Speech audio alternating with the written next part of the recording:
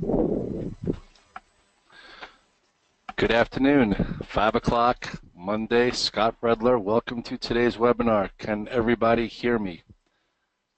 Just give me a little yes in the question area so I could see who's on. I could see everyone, some names coming through. Cool, very cool.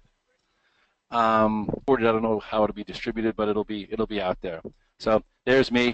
I look a little older now. That picture was from a few years ago, but kind of handsome shot. Anyway, don't hold the red tie against me.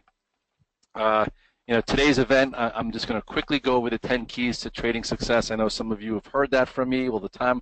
I like to reiterate it because I really feel as if, the 10 keys are something that are going to be things you need to use as a holy grail forever. Doesn't matter what the market is, doesn't matter what's going on, bullish, bearish, sideways. You need your system and you need the 10 keys that I think there are. There's probably 50 of them, but I can't go over 50. I'm going to go over 10. I'm going to go over, real quickly my moving average rules that can keep you out of trouble, that can keep you on the right side of the market. I'm going to quickly touch on the red dog reversal. I'm going to quickly go through the Brexit trade analysis, and the same thing with the presidential election to show you how patterns repeat themselves and how, during my morning calls and my recaps, I was always reiterating it in my note in Redler All-Access. I was, you can see I was long and very long at certain times and why. So this way, if it happens again, you'll understand it. Then I'll get into the anatomy of how we handled Tesla and Bob and Apple since the start of the year, and then a little bit of where the S&P is now, and then I'm going to go right into questions. How does that sound? Can I get some hell yeah? No? Awesome, okay. That's good. Where are you from, Steven? Scotty Johnson. I've seen that. I've seen you before. Randy, Rob. All right, cool. All right, so here we go. If you follow me on Twitter, you've seen these rules before and secrets, which they aren't. They're probably things that your grandma, your parents tried to instill on you, back in the day. So I'm not going to get too thorough. I just always think you have to have a plan every single day. Don't deviate from it. Try and follow it. Some people don't follow their own plan when they want to buy things and they get upset. Some people should get out at certain points when they don't. So just have that plan and have it every day. For those of you that know me and been in the community for a while, my daily routine is probably the only reason why I'm still trading. It's a routine that I like. It's a routine that I do every day. It helps me develop my game plan. I'm up every day at 4:45. I'm looking at the overseas news. I'm looking at why things are trading with the futures, giving me the flavor of the day, and then I start pretty much writing my note as soon as I'm on the ferry at 6 o'clock, and then in my office at 6:40, and it's done at 7:30. Going to editing because my grammar's not great, and I write like I speak, and that wouldn't be such a pretty packaged product. So my buddy MC takes care of me and puts it into a nice email that goes out every day at 8:30. For those of you that get it, it's all the sectors, basically the quick feel of what they look like and how they feel, plus 20 to 25 names with certain types of actionable trades around them. Sometimes I'm in them, sometimes I'm just talking about them and giving them to you. So I'm either the offensive coordinator, but I'm also the player on the field. And just because I'm not in a certain strategy, if you look at the disclosures at the bottom, doesn't mean you can't be. It just means I just might be busy on TV, Fox Business, CNBC, whatever it is. I'm not always in everything, but doesn't mean anything I put in there is a viable strategy for it to coordinate with your game plan. And then you have, don't try and fix Monday's losses on Tuesday, which is a good rule because today was probably the worst day of 2017 for me. If you're part of Redler All-Access, on Friday I went home long the spiders, long Amazon, long Netflix, long Tesla, besides all my options. And I had a reason for all of them, and I traded out of them today. And I didn't just buy that dip into 10:30, which I'll go over later. I stopped myself out just to be safe and traded a little bit more in the afternoon, and I'll go over why I brought some risk down. So when things go wrong, get small. I did that today. You'll see on tomorrow's note, I went from 4 or 5 longs into just flat, besides my options plays for earnings, which I'll get into, which is my active account. Even keel, just like on Thursday, Friday of last week, I was probably at the highs of my month, one of the best months I've had in a year, and I wasn't like going out celebrating, high-fiving the world. I was like, okay, let's see if we can keep this going, stay safe, not fall asleep behind the wheel, and and that's the way you have to be. Same way, if you're in a little bit of a rut, you got to really just you got to pull it back. Get small, get green, get feeling comfortable and positive. We all get into ruts, and that's how you get out of it. And then know your time frame. It's very key. You'll see today I'll talk about the island top potentially in the S&P cash. That's your short-term active, crazy active time frame, very short-term. And then you have another trend line that's intact above the 21-day, above the trend from the post-election. So you'll see how, depending on how active you trade, the room you need to give yourself. And then if you're here, you're a member of my community, which I think you have to join any community because you need people to bounce ideas off of. You need people to just talk about life and stay balanced, which is number 9. And I try and advocate a healthy lifestyle because I feel as if it helps work off a bad day or a bad week. And I think living a healthy, balanced lifestyle gives you longevity. I like to do races. I've done 2 Ironman, I don't even know how many marathons. I love training my son who's doing 5Ks now. It's just a great thing to do. And you don't have to be doing Ironman or marathons. Maybe you play chess, checkers, tennis, golf, just something that you have to do. And then trade technicals, not opinions, which is part of the reason why I go over again the post-Brexit trade and the post election trade, because if you would have listened to all the opinions out there on how the world was going to end, you probably got short during those time frames and lost a lot of money. But if you would have followed the technicals, there were definitely a lot of clues there that got you on the right side of the trade. And then I guess the same way, if you would have went all in because we were at Dow 20,000 last week and they had the special report on how smooth sailing, you got hurt today. So you have to put all these pieces of the puzzle together to trade for your career. And I try and connect the dots for everyone here the best I can. I'll never hide underneath my desk, and I'm in the trenches with you guys as well, and just trying to make a healthy living and keep everyone on the right side of the trade. So I'm sure before I even say it, think to yourself, what does Red Dog say? What are the 3 moving average rules you need to know? Think. I'm sure you could even type it probably before I say it. Above the 8 and 21-day moving average, you try and be long, you try and be in portfolio approach. Below it, get tactical. Get tactical, because if you get below the 8 and 21-day, some momentum leaves. Sometimes it's short term, and then you have to get back in and get a little chopped up. But once it gets below it, if all those crash callers and guys that say we have to be in the next 10, 15, 20% correction, we're going to have to get below the 8 and the 21-day first. That's simple momentum rules. And then the 200-day literally is, you're in a bear market. You don't touch anything besides maybe on a 5 and 15-minute chart for cash flow. So there it is, right in front of you. You know it. If you're in the community, I can't say it enough. I know so many people have been fighting trends above the 8 and 21-day short, and they hate the world. And then some that just give it to those moving averages and try and dummy it down and play with trends and stay with it. And you'll see from some of the charts that that I go over. The question is simple or exponential. I think it's a blend, Randy. You have literally computers out there everywhere trying to steal your lunch. They're trying to push things above levels and pivots in order to get you out of your shorts and bait in some longs the same way they try and press it below. It's really about if it gets below and stays below versus pushing through intraday. So that's why so many times you'll hear me in the Redler All-Access Twitter feed or this and that, oh, we're below the 8-day, I've reduced a little bit, or we're playing with the 21-day, I might get out here and buy versus a 30-minute low. I'll get into tier system a little bit later. But really, the simple or exponential, I feel, is a blend. JC, during my Saturday presentation, he talked about how trends are not pencil with or pens. It's more like a big crayon or magic marker. They're thicker, and as we move forward, they love to look for stops and they love to steal your stocks. So they'll push below a moving average and then later in the day come back above it. If you get stopped out, don't be upset. Some people probably got stopped out today as we went below the 8 and 21-day in the S&P or the spiders but we came back above it. You could have got back in, or you could have said, hey, I'm going to give it a little time now to prove that it can hold above it before I put my hard-earned capital again, at risk. And then below the 200-day, you're in a bear market, and you just don't want to touch anything until it's back above it. And I also have a 200-day moving average rule where once it breaks the 200-day, sometimes it's a trap. It's got to stay below it for 4 or 5 days to really show institutional weakness, that there's no interest in buying there. That then usually that gets lower prices. If it gets below it for a day or two, pops back above it, you know, you don't want to be selling at the 200-day. Hopefully you reduced your risk at the 821-day or even the 50. The 200-day, you know, we're well out of momentum trades. We're well out of portfolio approach. We're just testing pull-in areas to see if new, you know, rallies are reborn, etc.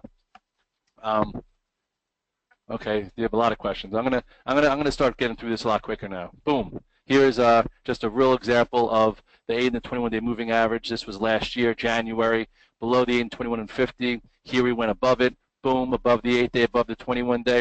It was 123-ish, went as high as 135. You do not short in here. You look to get long. This was a nice trend.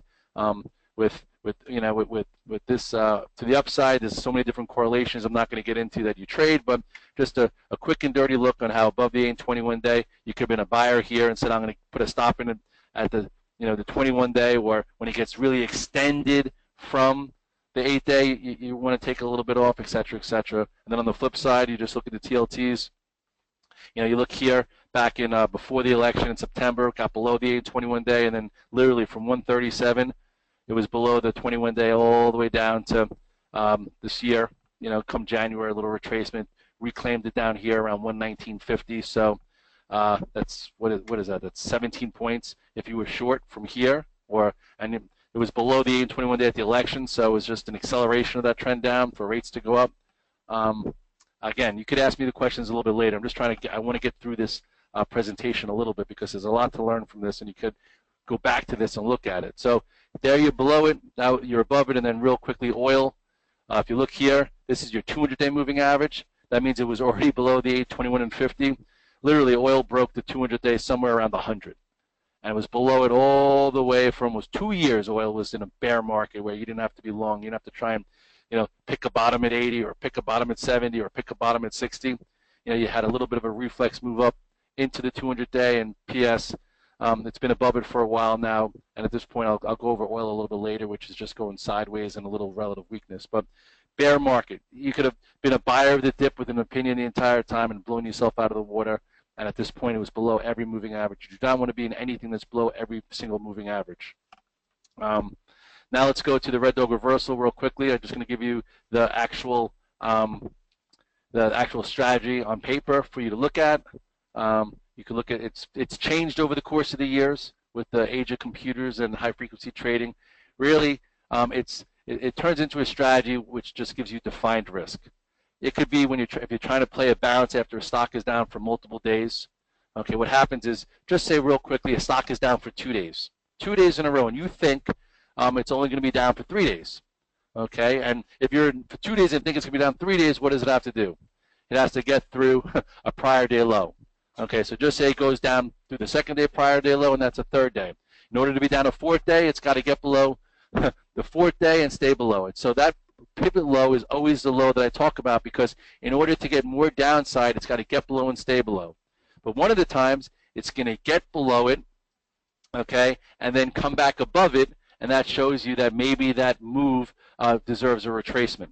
So the way you do it is you buy it above the prior day's low with a stop at the current day's low, and then you have a nice tradable setup, usually for cash flow, and sometimes a swing trade that you could trail for bigger moves. It all depends on if you take things overnight, if you take things for swing trades, but basically all it is a fight around the pivot. Are we going to be down for 3 days, into 4 days, into 5 days, or are we going to be down for 3 days? People think a fourth day, then all of a sudden, uh-oh, it's not a fourth day. It was there below the third day low, came back above it. Shorts have to cover because they maybe just shorted on that third day low, thinking it would be day 4 and 5 afterwards. But meanwhile, they, oh, wow, I just shorted a stock that's down 3 days in a row. I could get squeezed. Same way someone who started buying early to catch it on day 2, maybe got stopped out at that low on day 3, gets stopped out, and all of a sudden comes back above it and says, hey, I got to buy it back now. So that pivot becomes a very quick actionable area for cash flow, and then sometimes leads to more. That's another question for a little bit later, as far as where do I put my stops in, but my stops aren't in to save me money there for when the trade changes. So if I have a reason for, if I'm in a trade, if that trade changes for that day, that's where I have my stop in for when I go to lunch.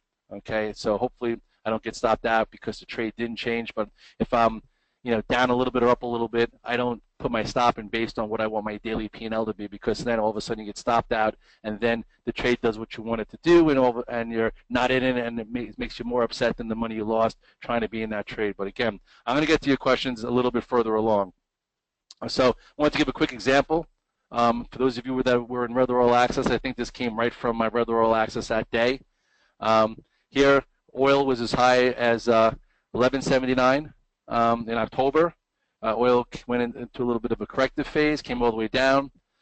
Here, traded below 974, put a low in a 956. So what this strategy says to do is you were a buyer at 974, which is the prior day's low.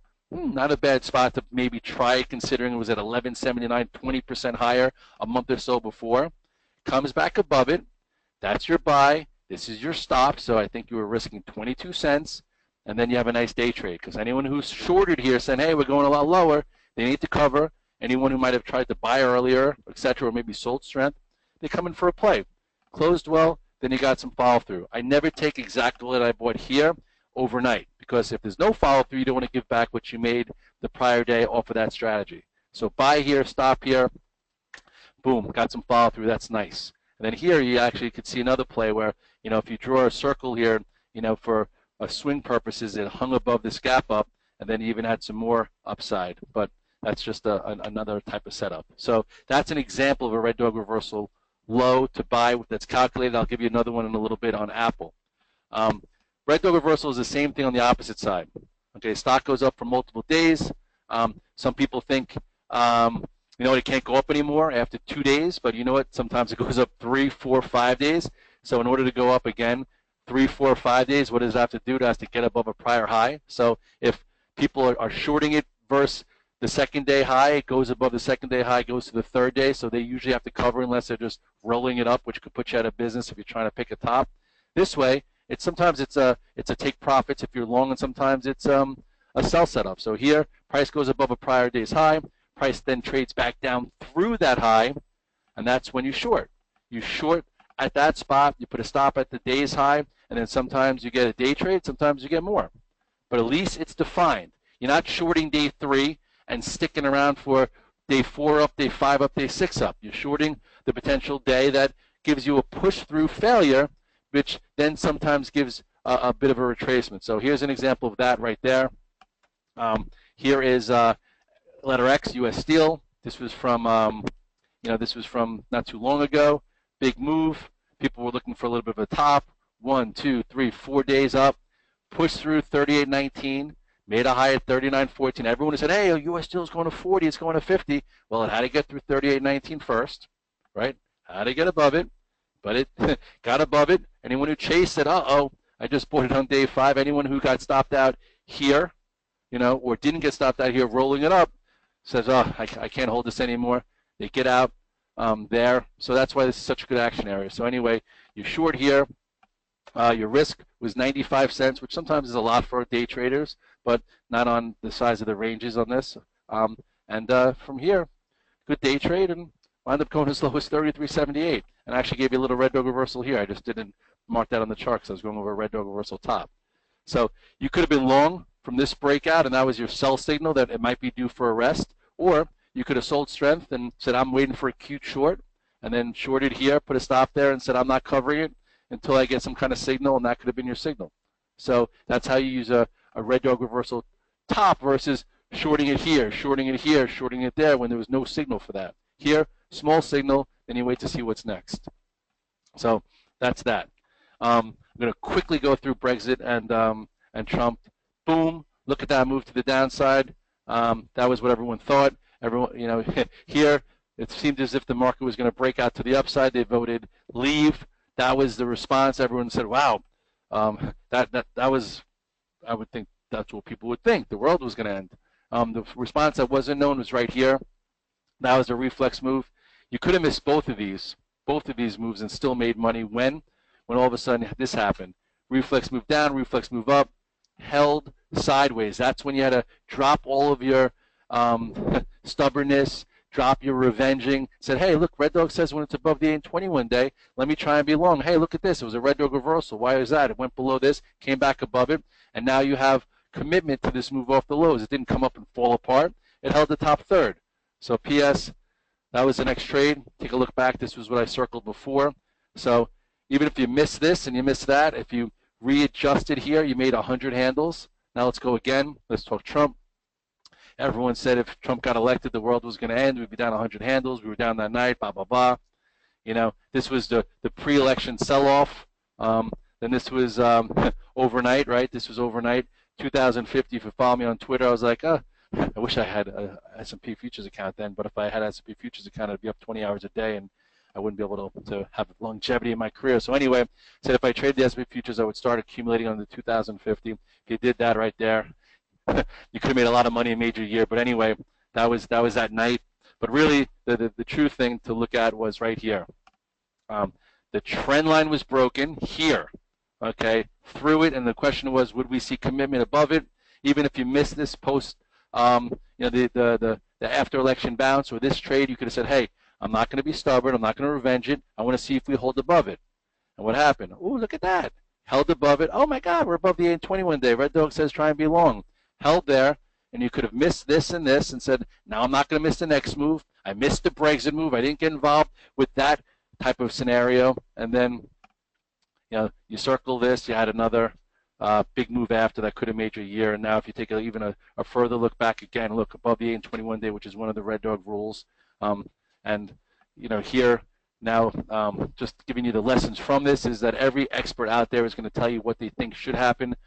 Really, the market's going to tell you. You got to look at the market. I try and tell you guys every day. I try and give you my process, my system in my Redler All-Access note, on my private Twitter feed, etc. Because you look now, everyone's like, oh, my God, this looks so easy, right? Move down, move up. Oh, congestion here. Let me be a buyer. 100 handles. Break above the descending trend line here after everyone thought the world was going to end. Oh, above the 21-day moving average and 8-day. Let me buy here for that. A lot of people got short into this and got stubborn and lost a heck of a lot of money.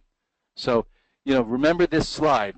The year before, when I was giving webinars, I was talking about the double bottom pattern that happened twice throughout the year. Here, both of these are very similar, a little different, but could have made your inflection points, and I'm sure it's going to happen again moving forward in some capacity. So let's talk Tesla. You know, Tesla was the focus of my Redler All-Access note for the past 4 weeks. It was on my 2017 report. Some people just bought it to start the year. Some people have been trading it. Why was it a focus? Okay, look at this. Tesla has a descending trend line into year end. Where would you buy? Think about it to yourself before I say it. Where would you buy? You know, everyone that shorted it against the trend line, oh, made money short. Oh, trend line made money short. Oh, made money. Oh, little scared, made money. Now, you get above it and stay above it, what could happen? A new trend. So for me, I was not trying to be a brain surgeon. I was saying, hey, Tesla's been in a range now for a year. Everyone's talking autonomous cars. The electric car is getting more socially acceptable. And Elon Musk is now on Trump's transition team. So if I was short, I'd be a little scared. So what technically had to happen? I had to break above it. And what did it do? It broke above it and held above it. There's your swing long. This is when it changed. It didn't break above it and fail. It broke above it and held above it. That right there, this little pattern could have made your entire January. Or if this, yeah, I think this happened in the first week of January or the last week of December. And then from here, now it's on the A list. Now it's trade management using a tier system. Maybe tier 1, it goes up, you get back to, you go to tier 2, get back to some, and then use, and let me show you how you could have used it here. Look at this. Break above it, tier 1. Go sideways, add. Back to tier 1. Go sideways, add. Back to tier 1. And then here you had a little red dog reversal into prior consolidation. Maybe get back to a lot lighter, just because, why not? Look at the size of the move that it had. And it's also above the 8-day the whole entire time, which is part of our rules. Came in for 3 days, right? 3 days from a red dog reversal. Some people made cute money short. Some people just said, I'm going to sit and wait. 211.68 was the low. I think I was long into this. Then all of a sudden the news came out. Everyone started on TV talking about how Tesla's finished. They missed their deliveries, blah, blah, blah. That night everyone started beating me up, sending me hate mail, etc. And I was like, maybe that's a 2016 story. Maybe it's priced in. If it goes green, the shorts are going to cover. It could breed some confidence. And that was right here. So technically, once it went above this, I was a buy. Once it went above that, I was a buy. And then here you go. Okay, and then pulled in back to tier 1. Here maybe tier 2, back to tier 1. And your tier 1 and your tier 2 and your tier 3 are different depending on who you are and what your risk tolerance is. My tier 1 means I like it. It's not in motion. It's setting up. My tier 2 is when it triggers. And then when it gets in motion, I want to take some off. I get back to tier 1, and then I stay with it. So my tier 1 is literally I'm trying to stay in a swing trade. My tier 2 is using where would I add intraday for cash flow in motion. So at these spots were spots where I would add for another tier and then take off some so you're comfortable holding some. So my question that I see a question there. You can please give a specific example percentage of your tier 1, tier 2, tier 3 strategy. So right here, look at Tesla. Okay, so I'm not going to tell you how many shares I'm comfortable with Tesla. You know, maybe I'll give you an example though. Okay, maybe here it broke above the descending trend line here, and just say you're like, I'm going to buy 2,000 shares. Okay, or actually I'd say the average person maybe could buy 1,000 shares. So you buy 1,000 shares, goes up. Maybe you sell some into this. Now you're back at 600. Hold sideways, like, ooh, look at this. It's holding above here. I sold, 400 or 500 here. Let me buy some back here, so I'm back to a tier 1. Closes strong. On that, I probably would say, hey, let's go to tier 2. Close strong. It's just, it held above the descending trend line. And then in my note the next day, I probably would have said, hey, I don't know what the futures are doing. I would say I'm in, tier 2 Tesla. It's opening basically flat. If it gets above whatever this pivot is, at that point I think it was 205, I might add for a quickie, for it to push to the upside. So just say you had 1,000 shares, okay, still above this, maybe you get to 1,500, then you hold into the end of the day and say, you know what, you just had a big move from here to here, let me get back to 1,000, but hold some overnight. Then the next day it looks like a small red dog reversal right here. So maybe you went from 1,000 shares to, into strength. 600 again. Now, okay, let me see if it holds higher. The day after red dog reversal, no downside follow through. Wow, it's still strong. Let me go from 600 back to 1,000. Ooh, it closed above a 2-day pivot. Let me hold that. Maybe add, to 1,500. Gap up the next day back to 1,000, so you're comfortable. And then a little red dog reversal after a big move across. Let me take 300 now or 400 just to stay with some. Then here was a red dog reversal, and then on that. This was the biggest day Tesla had, and that was when everyone thought it would go lower. That was the day it missed the production. And then similar all the way up. Okay, I'm going to get into the banks. I'm going to put up the real-time charts of a lot of different stocks at the end, so I could show you real time. But this is just an example of trade management using a tier system and why it was a focus of my 2017 report. Not because I sat down with Elon Musk, not because I own a Tesla, because the chart, which has been strong, big short interest, Elon Musk on the transition team, electric cars becoming more prominent, autonomous cars, et cetera, and then it triggered and then held, and it's been in a nice trend ever since. And then I just want to show you, real quickly, Alibaba. Alibaba was not on my 2017 report, but we did really well with it in 2016, so I had like an eye on it. And then all of a sudden, here's one of the Redler All-Access subscribers like, hey, Red Dog, did you see Baba? It's got a descending trend line, a descending channel, just like Tesla did. Ooh, look at that pattern. Doesn't it look like Tesla did? Maybe not for a year, but since it peaked in October. So think to yourself, where would you buy Baba if it gets better here? Because every time it failed, this was its earnings that was sold. That was a different time. Came up here, sold. Came up here. Look at that, a little red dog reversal into the trend line down. Another, got to the potential high and failed. And then here, coming into the prior area, which I can't get into. So I'm looking for a day one. Okay, let's talk about a day one too. Everyone's like, Red Dog, what's your day count? What do you mean by day one buy? Or day one, it's on your go. It's it could be a buy, day two add, day three sell. Sometimes you get a day one that wakes it up, shows chart readers and people, oh, this could be back in play. Let me test it. Typically, your day two gives you confirmation that the day one was valid. So you have to be in some on day one, and hopefully you get an area to buy for day two because that's the stretch day, and then day three is your follow through that you sell. Some, and then day four, day five, you cry. But anyway, this was your descending trend line here in Baba. In my note, I had it that morning. I actually didn't do so well that day because it was some intraday pullback. If you guys remember that day, that wasn't great at all. But then we stayed with it. I didn't hold it against the stock. And then here's your day one. Look at that. Is this different? Yes. Did it get above a high? Did it even get above this high? So it got above 90. Did it, go up and fail? No. Like here, it actually went above and stayed above it. So right here, I wrote in the note that day, you know what? Bob is back in play. It went from a C list, right? You don't want to be at the C list. You want to be on the A list, right? A list, you get into all the hot clubs, this and that. But anyway, that was back in college, right, Mikey? Anyway, for this, Baba went from my C list, which is usually at the bottom of my note, to the A list and a focus. And I probably started including it in my Morning Call Express, and obviously it was in my Morning Call long form version every single day. So here's your day one.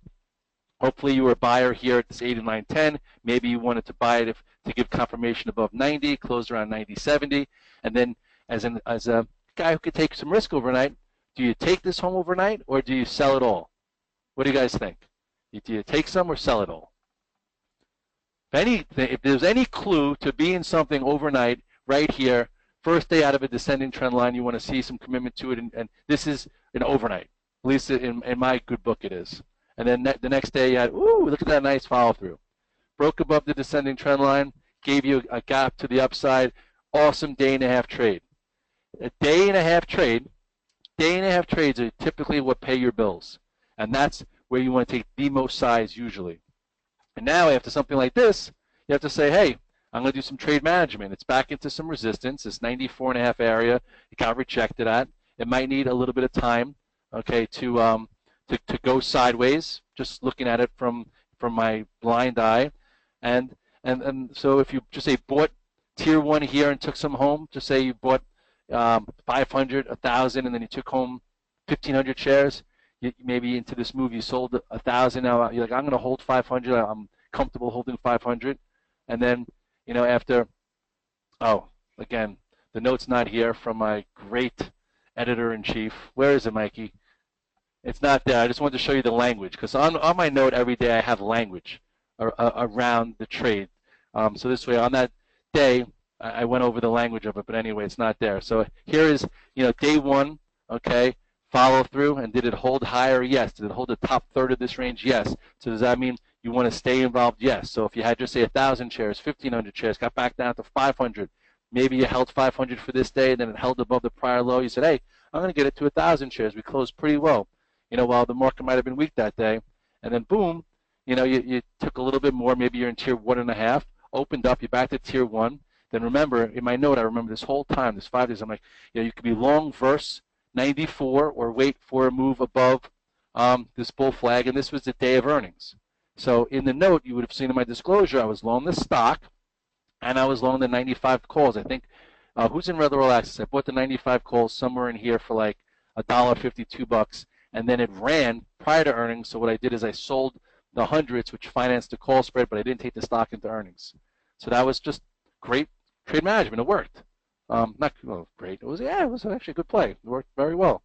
And then, this was your gap up after earnings, and here was a little bit of follow through. Now, we'll put up the chart later. It's right around the 100. We'll see if we could buy that dip. But again, look at this trade. You didn't have to know what was going on in China. You just had to know this has been a strong stock. It had a great move last year, just consolidated, broke above the descending trend line, gave you some follow through, showed some commitment higher, gave you boom, ignited on the for a trade. At least I gave you a trade before the earnings. I took the stock off, held the options, and then boom. Let's see. It's behaving a little bit better. It needs to hold 95 to stay constructive. So that's terminology. For a better trade, it needs to clear 97 and hold above. I took home calls for the report. We'll see how it handles 97 if it gets there. Okay. Thank you. Who just wrote that? Thank you, Chan. How do I say it in here? Right there, like I'm putting myself out there in the note. I'm saying, hey, you could see I'm long it. You could see I'm in options. Let me tell you why. And on that day, prior to earnings, it gave you a little extra day trade, which was nice. Doesn't always happen that way. Actually, Google gave us a nice day trade too prior to earnings. Thank goodness, so you didn't have to hold for binary risk. Let's see what I have next year. Oops, hold on. Apple. I'll get into this real quickly too. Boom. Starting the year, who knows? I had it in my report, which I'll go over. Everyone was talking back and forth. What does the first quarter look like? Are they going to meet and then guide lower? Are they going to have a super cycle, et cetera, et cetera? So, we trade the technicals. That's what we do. This was where it stalled in front of another descending trend line, not quite the same as BABA and Tesla. So that was your pivot. So all of a sudden what I do is you want to know what you know and what you don't know. What we did know is last day of 2016, it put a low in at 115.43. Okay, it closed here. This is your descending trend line. So if you said, okay, I have no position, which I didn't have a position in Apple, leaving 2016, but let me see if I could re-enter it. Why do I want to re-enter it, maybe? Because maybe it holds the 21-day moving average. Maybe it takes out this descending trend line, so I need to put together a plan. So what did Apple do? Ooh, a little red dog reversal. What else did it do? It held the 21-day. So it went below the prior low, which is all you knew here, right? Low the last day was 115.43. Went below it, went to 114.76. So when it came back above it, you could have bought tier 1 here and said, I'm going to put a stop in at the low. You could have bought tier 1.5. You could do whatever you want. And then at this point, you said, hey, Red Dog says take a third overnight because maybe from 118 down to 115-ish, it's $3 on sale, held the 21-day, it's starting a new year. And then it's a good swing trade. And, oh, you know what, let me think ahead. What if Apple takes out its descending trend line? Can I add for cash flow? So can I have a tier 1 here and then maybe a tier 2 if it takes out this 118? I think so. So what happened? Ooh, look at that. Here's your Red Dog reversal. Next day was an inside day, so hopefully you held some. The day after started to get going, and then here it cleared the descending trend line. So you could have been in tier 1, tier 2, and then all of a sudden now you're up 1, 2, 3, 4 days back to tier 1, and then you could have stayed with it. So you could have been in Apple all the way from this Red Dog reversal from the first day of the year with like a 70-cent risk. So from 115 to as high as, I think it went as high as 122. That's a nice swing trade for January. Could that have made your January as a trader? Yes. And if you traded cash flow, could you have bought it here, added here, sold some there, and still held some? Yes. That's how you use patterns, and that's how you use a tier system. So, you know, some of the lessons from all these are obviously be careful with the experts that claim they know the future. Don't assume you know how the market will react. Trade technicals, not your opinions. This is also what we learned from Brexit, you know, Trump's election, and Italy's no vote. Do you guys remember? I'll get to questions. Right after this, I'm going to take this down, and we're going to go right into charts, and I'm going to answer as many questions as possible. You guys remember when I bought the EWG? For those of you who are on Redler All-Access, did any of you buy the EWG calls with me, which was just some exposure to Europe and Germany? Anybody? Anybody? Anybody?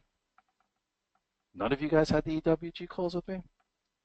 Well, anyway, that was, again, thinking that patterns would repeat themselves. If they bought Brexit and they bought Trump's election, they probably sold off into, EWG, into the Italian referendum. And I think we bought the calls for 35 cents and we got out of them like 210, and it was just a Europe trade.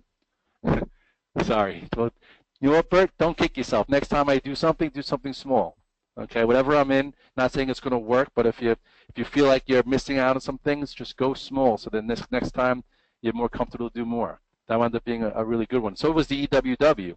Any of you guys do the Mexico trade? Sometimes it was just like a field trade where, you know, whenever you see me in options, typically I don't love the way something trades, and I'm thinking about something could happen in 2-3 weeks, and I don't want to deal with the noise, so I buy, you know, the options. So for those of you on Redler All-Access, did you guys do the EWW trade?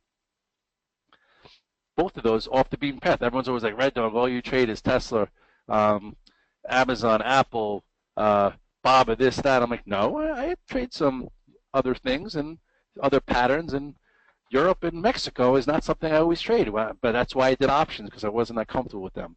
So on that, you have to do what you're comfortable with. And the more experience and the more success you have, the more comfort you will have with certain things. Can you give me an example of Twitter? Okay, well, Twitter, I bought the options today, actually. You know, I don't like the way it trades. I've actually bought options 3-4 times. I think it could be $8 or it could be taken over at 22. So I'm not going to buy it for per stock. So I bought some options that go out to April. But let me just finish it here. Okay, this was the sell the inauguration chart pattern that everyone said sell, and obviously that didn't work unless you stuck through the move of the week. And now this is where we are now. So let me, before we get into the individual stocks, let's look at this chart for a second, guys. Take a quick look at it. does this look like something that is English to you, or does it look Chinese, Japanese? Actually, you know what? There's actually a lot of Chinese and Japanese people on this probably. So anyway, um, does this look like something that means something to you?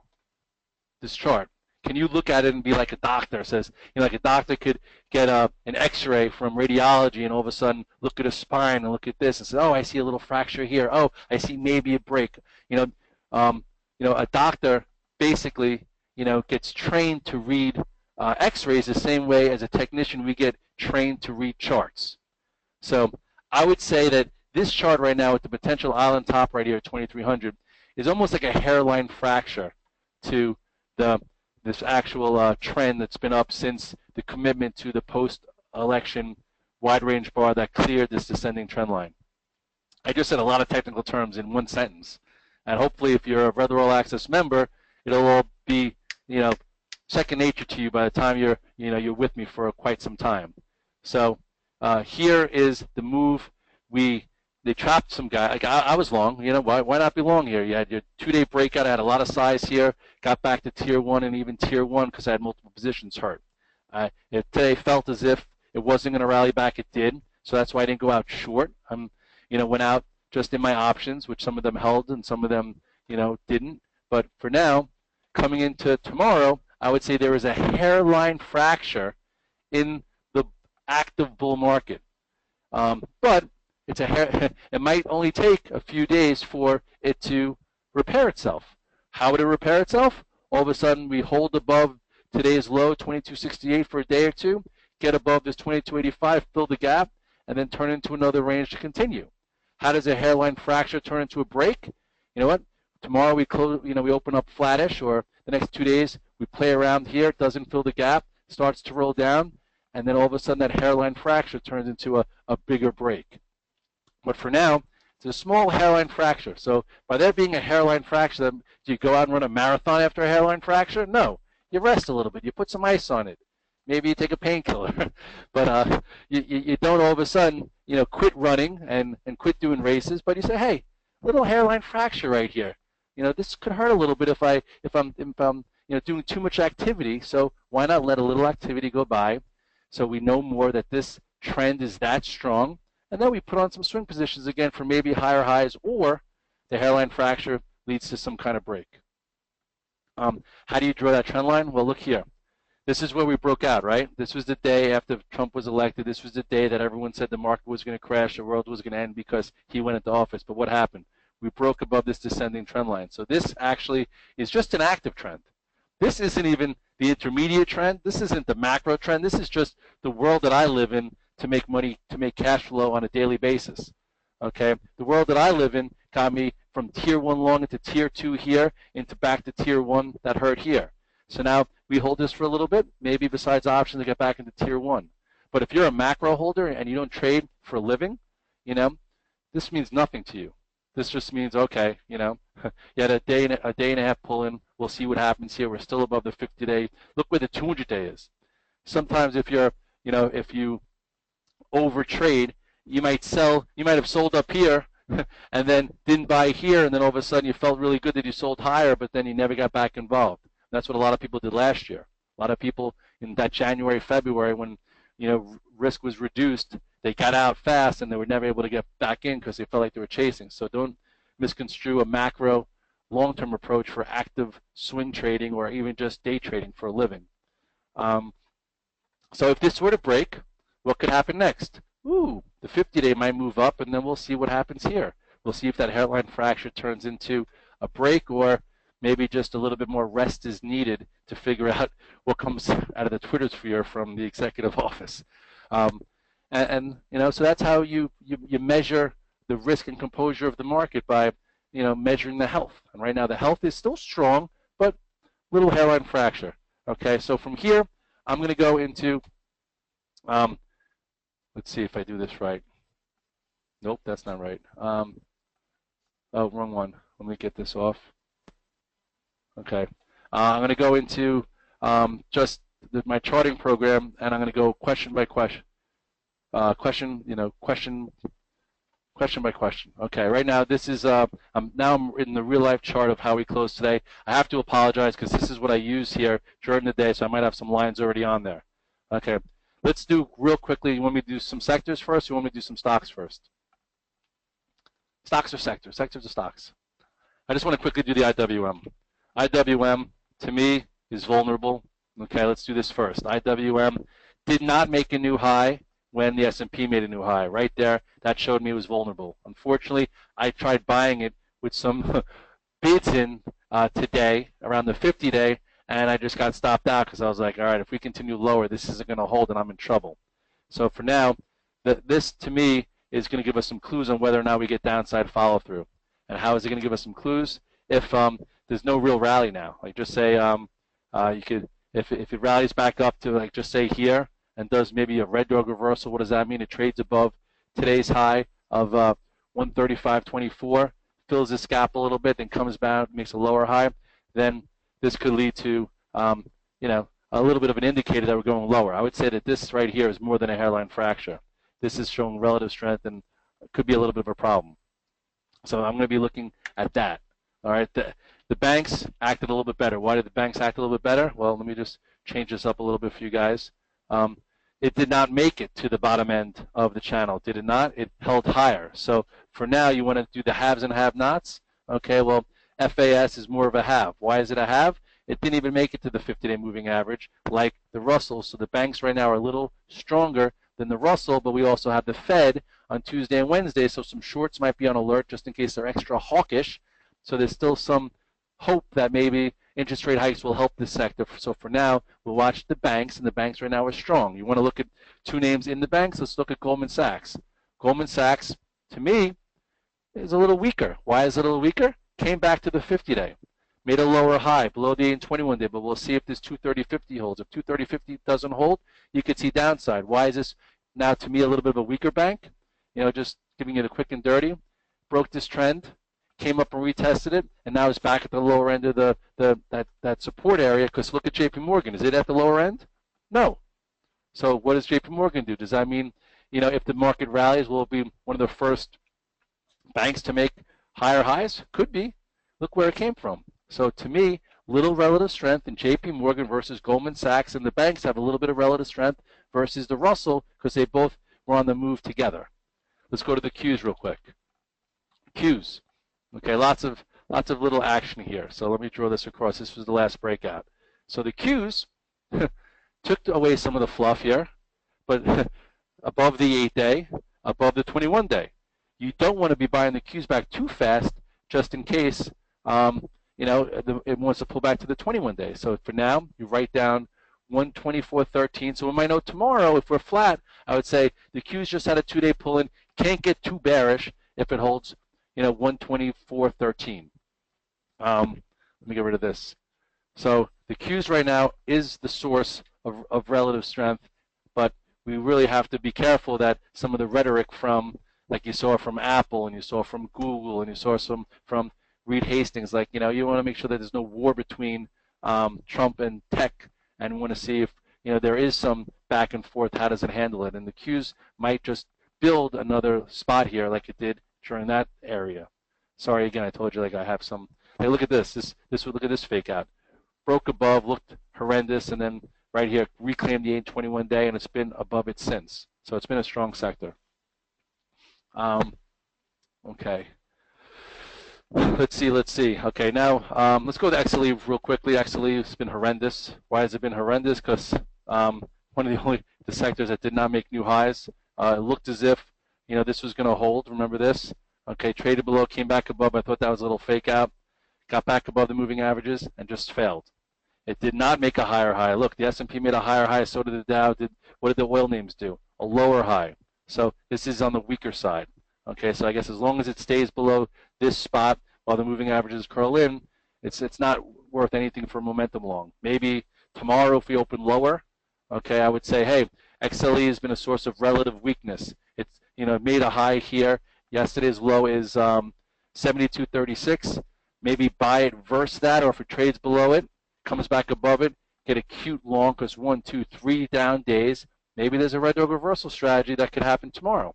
So I might know tomorrow, depending if the futures are down, I'll see what I want to do here. Maybe you get a red dog reversal like that for a cute trade, and then it tries to reflex up to here. So that's where some guys will look to reshort it or play a bounce to it. Gold. Okay, that's another sector. I don't know. I've kind of been out of sync with gold.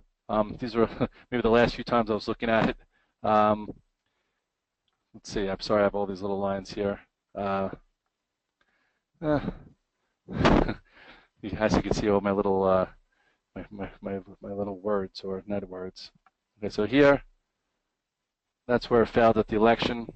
Here is when it was below the 21 day.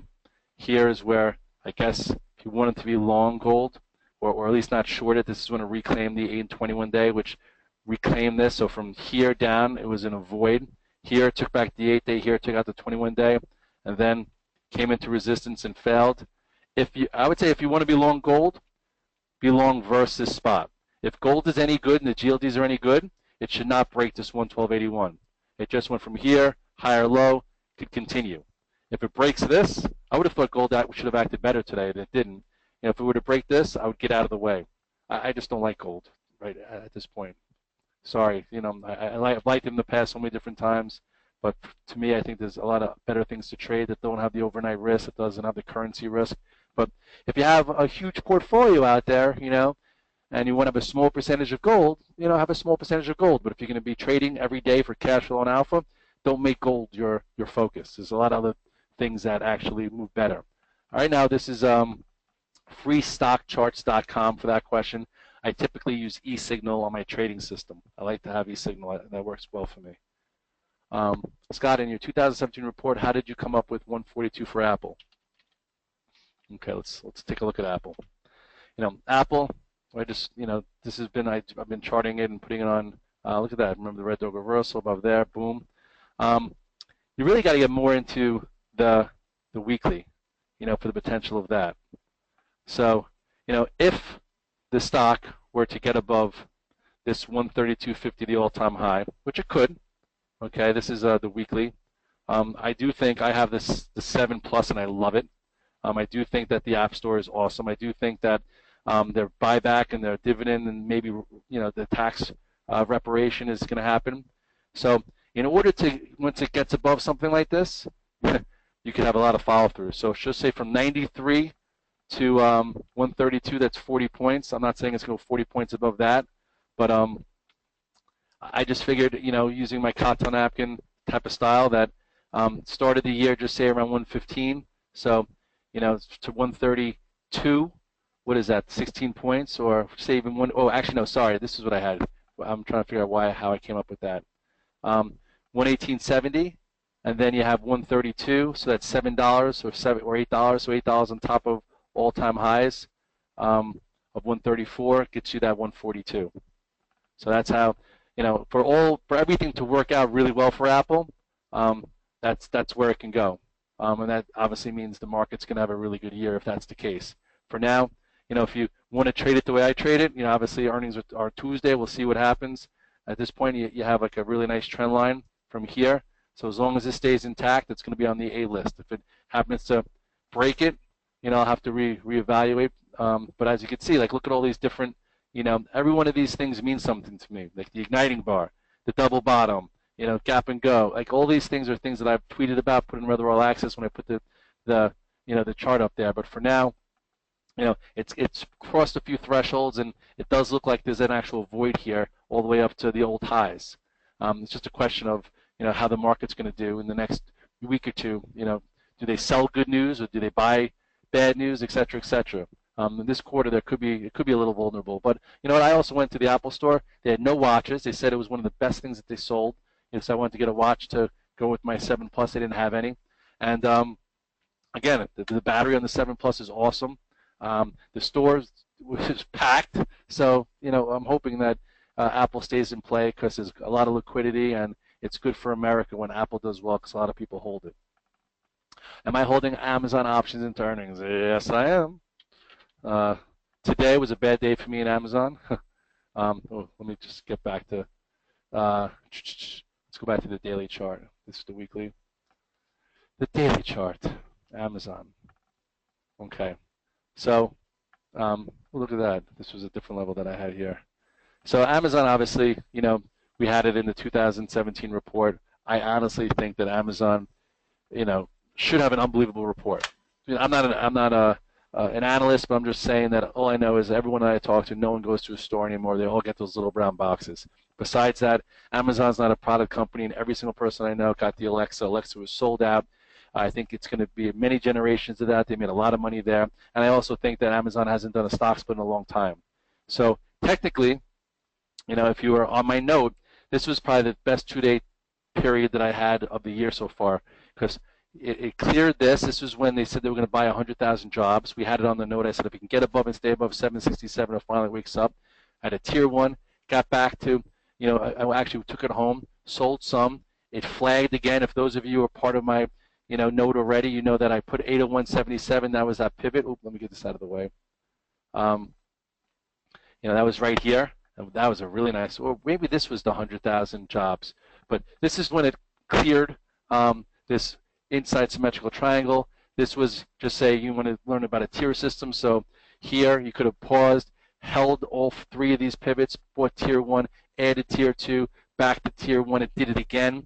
And now I would say I would love for it to go sideways into Thursday. And then I will take those 850 and 860 calls. And I do think that if it's a blockbuster, meaning beats on revenue, beats on earnings, does a stock split, we could see a $900 stock. But it's got to be a blockbuster. And after hours, if it's around here and it's a blockbuster, we might even be able to buy it after hours if it gets above and stays above 843 to 848. But I do not take stock into an event. It's binary risk. That's why I'm in options, and I think there's potential for it, so I don't want to miss out on it if it does happen. Google was not a blockbuster report. Google, to me, look at all these other trades we had last year. They beat on the revenues. They didn't beat on the top line. And what does this look like to you? For 1 second here. What is this? Tell me. What is this? What is it? No. Come on, Edgar. What is this? What just happened here? There you go, bearish engulfing red dog reversal. Some people might have been foaming from the mouth saying, I'm going to short it when it goes back below 861. If you did that, you had risk of 867, $6. You made really good money on Friday. Getting short here versus that. There are some bears out there, some people who like to short who did that. And then you took home a third and got paid. That's a red dog reversal engulfing day that gave you follow through. There's a day and a half to the downside. And just because that happened in Google doesn't mean Amazon's going to fail. Amazon could have a blockbuster report. Okay, at this point now for Google, I think it's in the penalty box. What do we know for tomorrow? In my note tomorrow, if just say the futures are up 4 or 5 handles and Google's up $2-3, I'll say, after the outside day on earnings and the follow through, let's see if it could hold 821.03. What's 821.03? That is today's low. If it trades below 821 and can't get downside follow through, comes back above it, maybe we look for a Q long. What would that be? A little red dog reversal. Or if it opens up, okay, $5-6 because the futures open up, then maybe you even go to your 15-minute chart and say, okay, where would there be some resistance for an H sell setup? What's an H sell setup? It means you're selling a bounce on something that could be a little vulnerable. So one level of resistance could be here, like this 828, right? That's where it bounced up to and couldn't get back above. And then maybe it tries to get into the gap. But then that's a big move here, which I doubt. So H sell setup would be boom, boom, up, and then comes back down, breaks below today's low tomorrow. You get a little follow through, and then there's your trade. But for now, Google is on the weaker camp, out of play. It's now on the C list, meaning it doesn't get into my club. I'm kidding. Well, I let some be in C list, guys. That's not really nice of me. Let's talk BABA. You guys asked me about that. BABA. Let me get all this stuff out of the way. Old news, right? Well, for BABA now, BABA is actually it's on the B plus A minus list. Why is that? Because it's still holding its earnings gap, still above the 8-day. Nice little consolidation. So some guys probably might have bought it today saying, hey, after a red dog reversal here, it's down 3 days. Red dog says buy a little bit after down 3 days. It's holding the earnings gap. You could either do that or you could wait. Maybe tomorrow if it opened down a little bit, buy versus this, and if it got above this high here, whatever that is, 101.46, gets in motion and you buy it. So BABA is on a better list. Netflix also is on the better list. Why is Netflix on the better list? Not because it has good follow through every day, but it's, it also held its earnings gap, which we like to see. That means momentum is staying here, and came off the 8-day, and just we'll see if there's a trade to get above here at some particular point. Go to strong stock for now. How about Disney? Anybody remember when I listed Disney? Disney was a good one. I listed it, I think, at 100. I might even have it still on this chart. Oh, look at that. That was from this. You go into my Twitter sphere. That's when I listed Disney as a buy. Now look at it. Wow, strong. Wow, look at that. Never really got below. Oh, look at that. What a quinky dink. Never got below the 21-day. So if you bought it here versus cap, or you bought it on the breakout and said, I don't care that Red Dog got out of it early. He always gets out of things early. I'm going to hold it until it breaks the 21-day. Well, it didn't break it there, and then you actually had a little bit of a bull flag breakout to the upside, and this thing closed strong today. Wow, interesting. And what did I say? Disney follow-up as it was a nice targeted play at 103. All right. Well, anyway, Disney looks unbelievable. What about X? You know what? As choppy as X has been, kind of still hanging in there. I personally don't trade this well, but here's your support to trade against. And at some particular point, if X wants to wake up, it's going to have to really get above this spot with authority. So maybe what I would say in my note, okay, I would say, hey, X is holding the pivot low of 32.15, maybe being tier 1 long versus 32.15, and if it happens to trade and close above the moving averages, which are closer to 34, that would be your tier 2 for motion. So buying versus support, adding for motion, which we're not sure is going to happen yet. But ultimately, after a huge move, sideways consolidation, I would say that's a B play, even though I don't trade. Oh, earnings tomorrow after the bell. All right, well, that's binary risk. So if you're an X fan and you think that X is going to break above, which I don't really have, I'm not sure, break above that, maybe you're buying some of the calls, maybe buy in the money calls, buy the 30s, or maybe buy the 35s, depending on how you want to do it, or maybe buy the 35s and then sell the 39s for a call spread, et cetera, et cetera. Binary risk is like an event that you're not sure of. Could be Fed Day, could be Brexit, could be the election, could be earnings, meaning something happens that you're not sure of where there's excessive risk. So when that binary event happens, if you have an idea you want to be in, I'd rather see you take options, because if you're wrong, risk is premium paid, versus if you're wrong, you could be put out of business if something drastically or extreme happens in the direction that you don't think is going to happen. CMG, Triple D. Haven't looked at or traded this in a while. It's back above the moving averages short term. Still has some headline risk, but hold on, sorry, let me get that out of the way.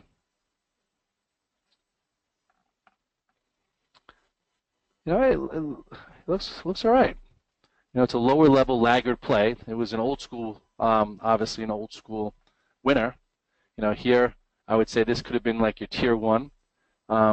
So in my note I would say this. If someone said, oh, could you please go over CMG, I would say this old leader that got beat up because of headlines or whatever that was, has been stair-stepping higher.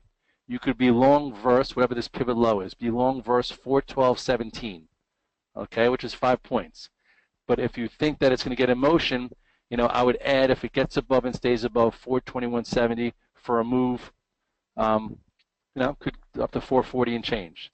So buy tier 1 or a feeler versus low, add if it gets above this high for momentum to the upside. That's kind of how I would explain it in tomorrow's note of Redler All-Access. Why is it okay? Gap up, kind of held here. It's above the 8 and 21-day short term, been riding it up. You need to be a little careful as it's coming into old resistance, but it's in the game. I think there's just as much risk to being short than to being long it. Hold on 1 second. How much time do I have, Mikey? Oh, okay. Let's talk Guild. Bios. Sorry about Guild. Everyone says how fundamentally rock solid it is, but ever since it's got down, it's just been for sale. It's below all the moving averages. I don't know. It's an avoid. I'm sorry. Let me look at the IBBs while we're here. This is old stuff. I've showed you the last time I traded IBBs. So the way I would say it in my note tomorrow, I would say, market pulled in pretty hard. IBBs did not make a new low of 2017, which is a start. If you happen to be long, make sure to use 268.65 as your stop. And for the IBBs to get any better, it's going to have a real heavy volume trade and close at least above this 274 where all the moving averages converge. So at this point, pardon all my lines, because this is when I was trading it. Look how it held support, boom, boom, boom, bull flag into here, and then this was the channel, and bear flag, and now it's, I guess you could even do it a lot of different ways, but yeah. C- list. NVIDIA is trading better. It's if you guys are on my note, you know that I put a red dog reversal in at 100.50. Why was it 100.50? If those of you know it or know me, the reason why I did it is because what did it do? I was actually bearish on it that day. It went below and stayed this pivot, stopped people out, went back above 157. I remember being long from here into there. Nice red dog reversal. What do you do on a red dog reversal? You buy here, verse there. What do you do when it closes strong? You take home a third. Boom. Nice day and a half trade. And what else did it do? It held now the 8 and 21 days. So the next move could happen. If it clears the spot, but I know earnings are soon. When are earnings on this one? Earnings. Okay, well, anyway, what I would say is, I'm not exactly sure when earnings are. I'd say, hey, NVIDIA's been acting better, but watch out. Earnings could be soon. I need to look for that. If you're in some, be in some verse, 130, and if you're looking for momentum, okay, perhaps add a tier if it shows relative strength and volume above this 106 area, because your next spot could be closer to, really closer to here. So I think NVIDIA has been acting better ever since. Look at that little red dog reversal. Traded below this pivot and that pivot, and then came back above it. So acting pretty well. Facebook, I missed that whole trade this month. Facebook, it's always been on my go-to list all the way since, obviously you could see back here, I did it, I charted it all the time, and then once it broke down here, I'm like, I'm done with Facebook. But anyway, I could just take this trend line and put it here. Some of you guys got back involved around 120 when it reclaimed all the moving averages. So a good example of me being like an offensive coordinator where I'm like, hey, it could get above and stay above, it's worth a try. I just didn't do it. And it doesn't mean you don't have to, you can't do it. But P.S., it went back to old highs. It came off with, let me just remove this. It came off with Google. But again, earnings are coming out. So I don't, earnings are going to have to be blockbuster to get above and stay above that.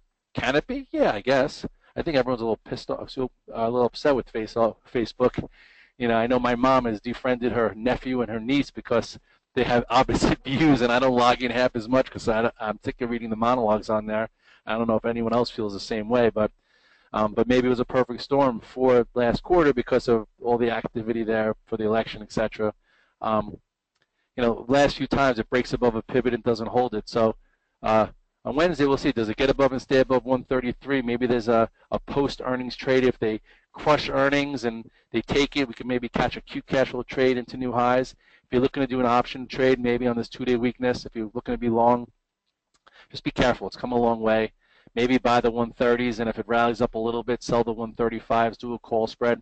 So many times, though, Facebook does some kind of move, and it's so erratic, and they take out all the premiums because it's so big that I haven't made money in Facebook in options since, I don't know if you guys followed me way back when. If you want to Google when Red Dog was with Kramer talking about the cup and handle, we love the cup and handle. Let me just show you a cup and handle pattern here. The cup and pen, I don't see, they don't even have it anymore. That was all the way back here. Let's see. Let's go. Oh, look at that. I've drawn so many lines in this stock. All right. Anyway, the cup and handle was here. Boom, boom. I remember taking, taking options into this earnings report. I think I had the 27s and 30s. It was a great play. And now, while we have it here, let's take a look at the longer-term trend anyway. Longer term trend still intact, right back near highs. So when everything someone's near highs like this, you got to be a little careful. It's priced for perfection. Let's see. All right, MU. Oh, the weekly looks better. Just taking a quick look at the weekly. Well, first of all, this is when it broke support. Boom, boom, boom. I guess here's when it reclaimed the 8 and 21-day moving average. So this would have been a nice little swing spot to get back involved. And now it's been in a trend since on the weekly. And also just cleared here, holding higher. MU's been acting very well, but it's coming back into some old resistance, so I'd be a little careful there. Let's go to the daily. Wow, a lot of relative strength today. Closed well. If you needed to be long something, the good book would say be long that. Except I don't know if earnings are coming out, today or tomorrow, but that looks pretty darn good in my humble opinion. Can I say darn, Mike? Darn's good. Oh, Wells WDC looks good too. Earnings gap, holding it. Now, in my note, I would say, Western Digital had a nice gap up on earnings, digesting it well. You could be long tier 1 versus the gap pivot of 78.14, okay, or add to it once it gets above and stays above this spot, which would be like 80.04. Bank of America, okay. Bank of America, I would think, is in the game. I think some people went long it as per my 2017 report. Just like I showed you with JP Morgan, this held a little higher here. Okay, what do I mean by holding higher? Didn't go down to the 50-day, holding the 21-day. I still think it does have room to the target. I didn't think it would have such a huge move so quickly, but at this point, you can be a buyer, long versus 21.50, and if it happens to get above 23.55, if the market gets better, you can get some momentum, and the target there was 27. GWPH was from the note. I'm in options because I never take stock into bios or pot names, etc., etc. I do think this has the chance of being a huge, huge winner. I am in the May calls. If they happen to get an FDA approval for a few of the different clinical trials they're on, it can get above that. That's why I'm in these calls here. Actually, I think I'm in the 125s. Technically, though, it doesn't look great. It's got to hold this in order to, be okay. Ultimately, for bios, I feel like you have to be in options and not sit in the stock because it just, just too much binary risk, which I just went over. But at this point, it's still technically acting well. It's just it needs a catalyst, and if it's a good catalyst, it's going to be up $50. If it's bad, it'll be down it. But at least your same risk is premium paid. Some of you guys got involved in this EMES, which was a fracking play to start the year, and this wound up being a really good one. It triggered technically in my note. I remember putting it. I said if you can get above and stay above 113.20, it could give you a nice move. It went as high as 119, unbelievable.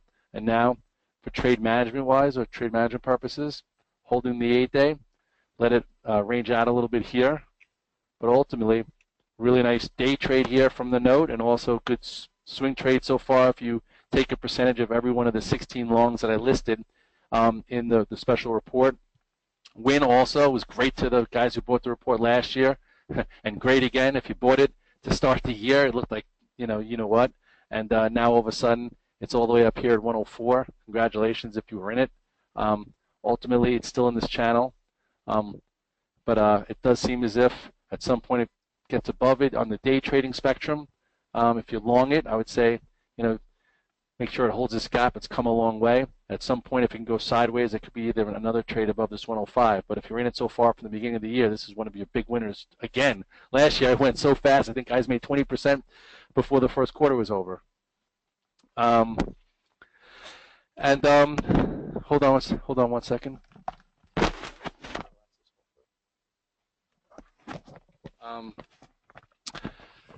Let's see. I have actually 4 more minutes. Let me see. Pot, that was on there also. I put pot on there because I figured I wanted a little bit of ag exposure. Still think it's okay.